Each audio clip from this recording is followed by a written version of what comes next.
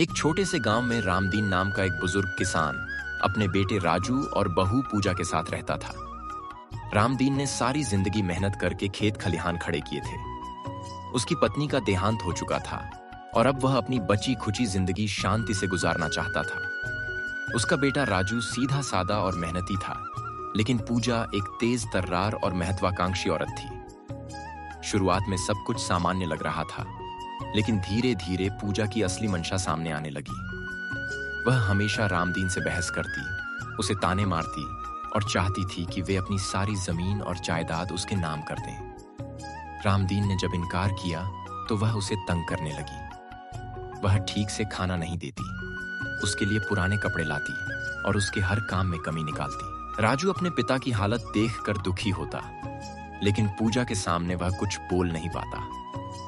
पूजा हर समय यही सोचती रहती कि कब रामदीन की जमीन उनके नाम हो और वह उसे बेचकर शहर चली जाए। एक दिन पूजा ने राजू को समझाया कि अगर बाप की जमीन तुम्हारे नाम हो जाएगी तो हम शहर में मकान ले सकते हैं और एक अच्छा जीवन जी सकते हैं।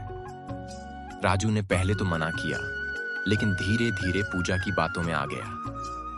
रामदीन यह सब समझ रहा था, लेकिन उसने चुप रहना ही बेहतर समझा।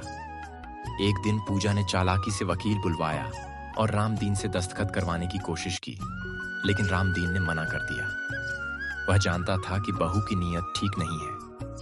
पूजा को यह बर्दाश्त नहीं हुआ। उसने खाना पीना बंद कर दिया और राजू पर दबाव बनाया। राजू ने पिता से कहा, बाबा, अब आप बूढ़े हो चुके हैं, आपकी जमीन हमारे किसी काम की नहीं, हमें शहर जाकर नया जीवन शुरू करना है। रामदीन ने भारी मन से हामी भर दी। दस्तावेजों पर हस्ताक्षर हो गए और जमीन पूजा और राजू के नाम हो गई। कुछ ही महीनों में पूजा ने जमीन बेच दी और शहर जाने की जिद की। रामदीन ने कहा, बेटा, मैं गांव में ही रहूंगा, तुम लोग जाना चाहते हो तो जाओ।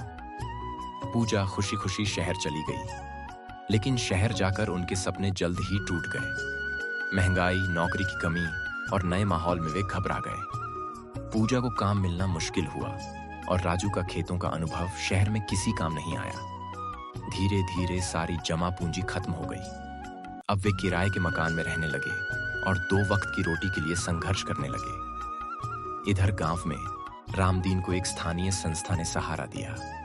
वे उसकी सेवा करने लगे और उसे एक सम्मानित जीवन मिला। समाप्ति खत्म होने पूजा और राजू गांव लौटे, लेकिन अब उनके पास कुछ नहीं बचा था, न जमीन न इज्जत। लालच ने उनका सब कुछ छीन लिया था।